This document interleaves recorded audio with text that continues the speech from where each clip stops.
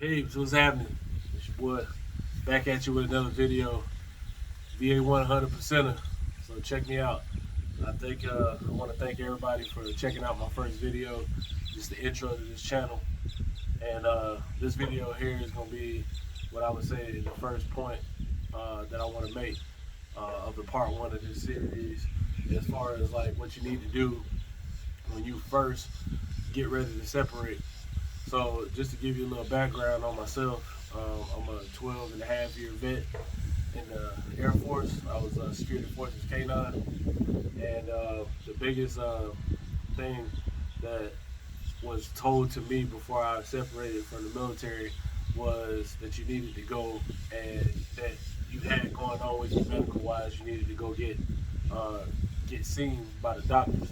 You know what I'm saying? So being security forces, that was like a big thing for us, where they looked at us as wimps, or they never wanted you to go to sick call or go to the doctor or anything like that. You could have the flu and they still wanted you to come in, and then maybe they send you on. You just couldn't say, "Oh, I'm sick today. I don't feel good. I need to go to the doctor." They frowned upon that. So for years, I never went to the doctor. You know what I mean? So it wasn't until I think I made senior airman or something, E3, E4, I mean, and I went to ALS, and we had senior NCOs that came in, and they were telling us like, hey, if you need to go to the doctor, if you just coughing or a sneeze or itchy eye, anything, any ailment that you had, you need to go to the doctor and get it documented in your record.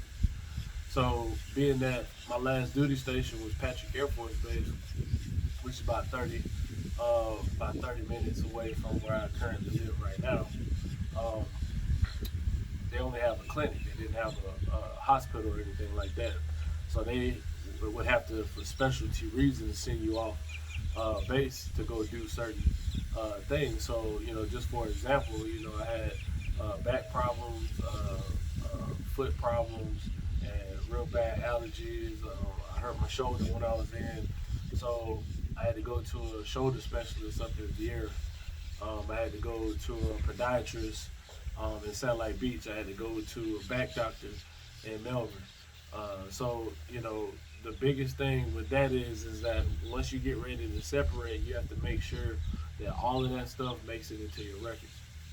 So going back a little further, I ended up separating April 15th of 2013, and right before I ended up getting out, those last 3 years, I knew I was getting ready to get out.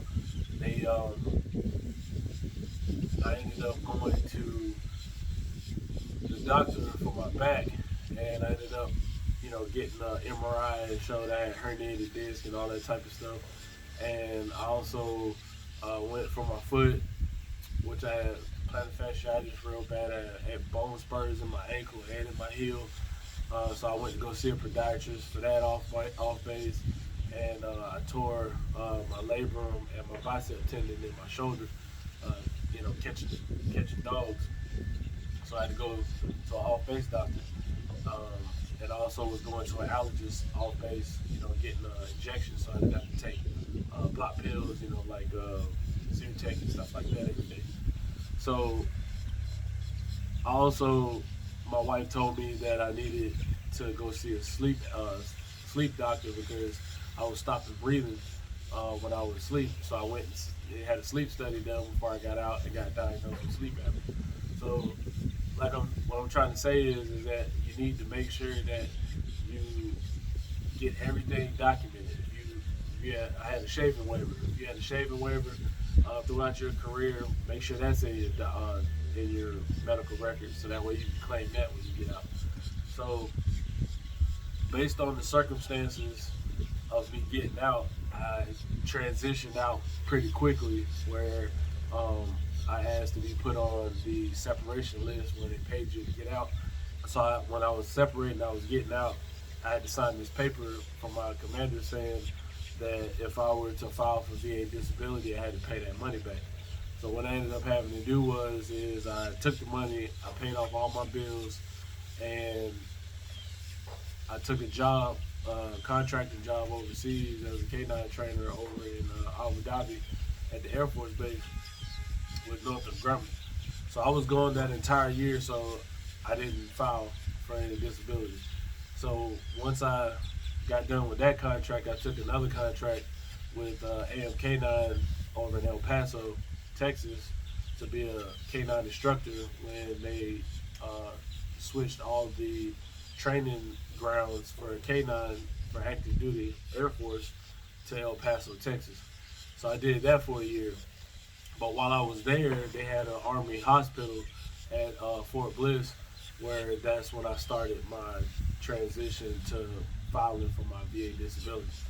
So I ended up filing for my VA disability, and being that I was in Texas and I wasn't in Florida, I didn't have all the documentation that I needed when I initially filed, because all of my VA records weren't complete, because the civilian records that those civilian doctors that I went off base for when I was in the when I was active duty never made it into my VA records or my military records.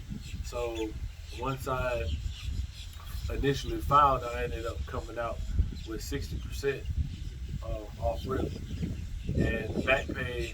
I think I filed in like February of 2014, and I got my first rating and check in August of that year.